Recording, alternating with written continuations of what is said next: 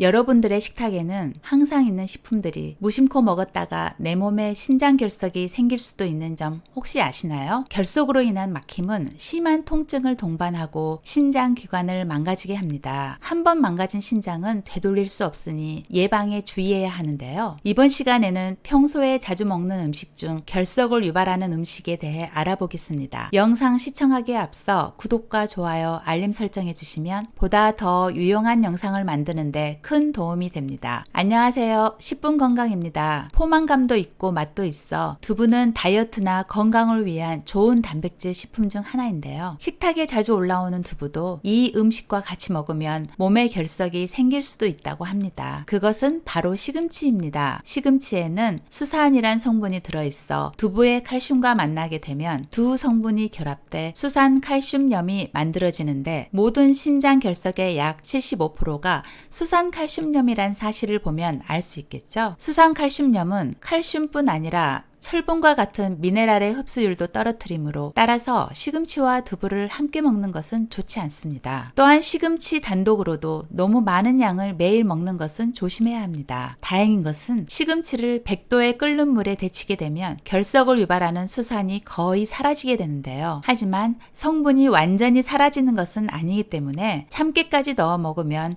추가로 수산 함유량을 낮추고 칼슘 흡수율을 높일 수 있는 좋은 방법이 됩니다. 그렇다면 두부와 궁합이 좋은 음식은 무엇일까요? 첫째로 배추입니다. 두부는 단백질이 풍부하지만 비타민C와 섬유질이 부족하므로 단백질이 풍부한 두부와 비타민C와 미네랄이 풍부한 배추를 함께 먹으면 모든 영양소를 골고루 섭취할 수 있습니다. 특히 배추의 식이섬유 함량이 높아 배변 활동과 변비에 좋은데 된장을 물에 풀어 배추와 두부만 먹어도 맛있으니 집에서 자주 끓여 드시기 바랍니다. 두 번째로 바로 미역, 다시마, 김과 같은 해조류입니다. 미역과 김이 두부의 단백질 대사 소화를 돕기 때문인데요. 두부의 주 원료인 사포닌은 강력한 항암 효과의 효능이 있지만 과다 섭취 시 체내 요오드를 몸 밖으로 배출한다는 단점이 있습니다. 요오드는 갑산선 호르몬의 합성 조절을 돕는 필수 무기질로 두부를 먹을 때 해조류를 함께 먹는다면 체내 요오드 균형을 맞출 뿐만 아니라 갑상선 건강 및 소화 흡수를 높일 수 있어 곁들여 먹기를 권장드립니다. 결석이 생기면 통증을 동반할 뿐만 아니라 신장, 요관, 방광 등을 막히게 하여 혈뇨, 빈뇨, 구토, 발한 등이 지속되는데요. 결석은 비뇨기 대표 만성 질환으로 치료를 하더라도 10년 이내에 다시 재발할 가능성이 무려 50%나 된다고 하니 예방하는 것이 무엇보다도 중요합니다. 두부와 시금치 말고도 이러한 결석을 유발하는 음식 조합은 더 존재하는데요. 우유에는 칼슘, 단백질, 비타민 등 건강에 매우 중요한 영양소를 다량 포함하고 있습니다. 이번엔 우유와 같이 먹으면 결석을 유발하거나 건강에 좋지 않은 음식도 알아보겠습니다. 첫 번째는 자색 고구마입니다. 고구마와 찰떡 궁합인 우유. 흔히 고구마와 우유를 함께 갈아 라떼로 만들어 먹기도 하지만 자색 고구마와 우유는 함께 먹으면 좋지 않습니다. 그 이유는 자색 고구마와 우유를 함께 먹을 때 우유의 칼슘이 안토시아닌과 결합하면 체내에 흡수되지 않고 몸 밖으로 배출되기 때문입니다. 따라서 자색 고구마를 이용해 음료를 만들 경우에는 우유보다는 두유를 활용하는 것을 권장합니다. 두 번째는 설탕입니다. 커피숍에 가면 커피에 우유를 첨가한 카페라떼에 설탕 시럽을 넣거나 우유와 설탕이 듬뿍 들어간 디저트를 자주 먹게 되는데요. 우유 속의 유당은 혈당 지수가 낮아 혈당을 천천히 올리는 장점이 있는데 같이 먹을 경우 우유의 장점이 사라지고 우유의 지방 성분이 설탕의 맛을 더 부드럽게 해주어 설탕 섭취를 증가시킵니다. 이런 혈당 스파이크가 계속되면 체내 인슐린 감수성이 떨어지고 살이 쉽게 찌고 잘 빠지지 않는 체질로 바뀝니다. 그리고 설탕은 혈액을 산성화시켜 이를 중화하기 위해서 뼈에서 칼슘이 빠져나오는데요. 멸치와 같이 칼슘이 많은 식품을 요리할 때 설탕을 사용하지 않는 것을 추천드립니다. 세 번째는 레몬입니다. 우유 단백질인 카제인은 산 성분과 만나면 응고되는 성질이 있어 위장의 위산과 만나 응고가 되면서 소화 흡수 시간이 길어지는데요. 레몬과 같은 pH가 낮은 식품을 우유와 같이 먹으면 카제인의 응고 작용으로 속이 더부룩해집니다. 레몬 외에도 오렌지, 자두 등 신맛이 나는 과일은 함께 먹지 먹지 않도록 주의하시기 바랍니다. 우유와 같이 먹으면 좋은 과일로는 신맛이 덜하고 아주 잘 익은 바나나, 메론, 수박 같은 과일과 함께 먹으면 좋습니다. 네 번째는 마차입니다. 위장에 좋은 식재료로 널리 알려진 마는 카페에 가면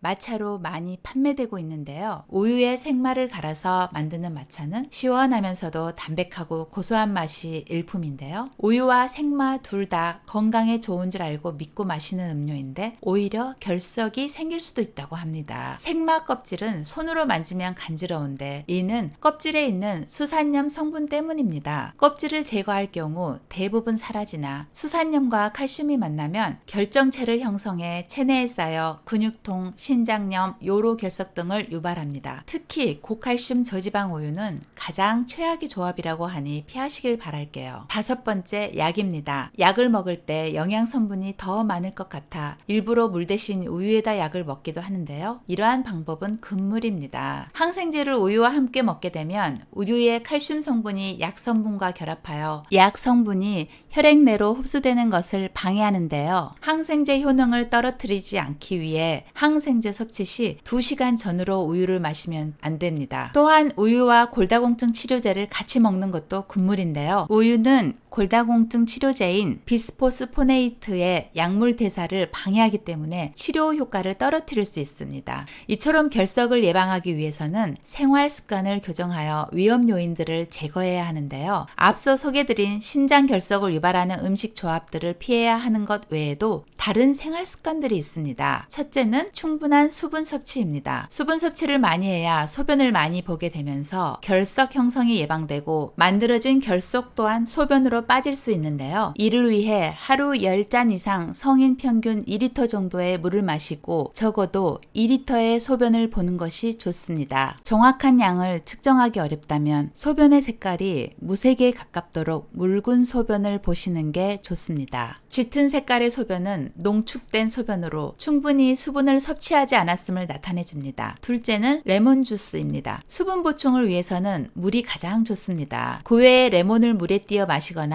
레모네이드, 레몬 주스, 오렌지 주스 등 비슷한 효과를 나타내는데 이러한 주스 종류들은 우리 몸에서 구연산이 증가하게 되고 이 성분이 결석을 예방하는 데 도움이 됩니다. 셋째는 결석을 유발하는 음식들을 피하는 것입니다. 칼슘 결석을 유발하는 가장 흔한 음식물은 칼슘과 결합하여 결석을 생성하는 옥살산이 풍부한 음식들인데요. 주로 케일, 시금치, 고구마, 콩, 아몬드 등이 있습니다. 일반적으로는 건강에 좋은 곳으로 알려져 있지만 신장 결석을 가진 가족력이 있거나 본인이 신장 결석을 앓은 적이 있다면 잘 고려하여 섭취해야 합니다. 짜게 먹으면 소변 중 칼슘의 결정화를 증가시켜 결석이 잘 생기므로 싱거운 식사를 하시는 것이 중요하며 지나친 육류 섭취는 소변 중에 칼슘 수산과 구연산 배설에 영향을 미쳐 결석이 잘 생길 수 있습니다. 그 밖에도 약물 복용을 통한 결석이 생기지 않도록 하는 방법도 있는데요. 약물을 이용할 경우 신장 결석 분석으로 성분을 파악하여 약물을 처방받아 결석 재발을 예방할 수 있습니다. 이러한 약제의 선택에는 필히 전문가의 판단에 따라 진행하셔야 합니다. 오늘 준비한 영상은 여기까지입니다. 우리 식탁에서부터 식재료 궁합을 신경 쓰신다면 보다 더 건강한 생활을 하실 수 있다고 생각합니다. 이번 영상이 도움이 되셨다면 구독과 알림 설정 부탁드리며 끝까지 시청해 주셔서 감사합니다.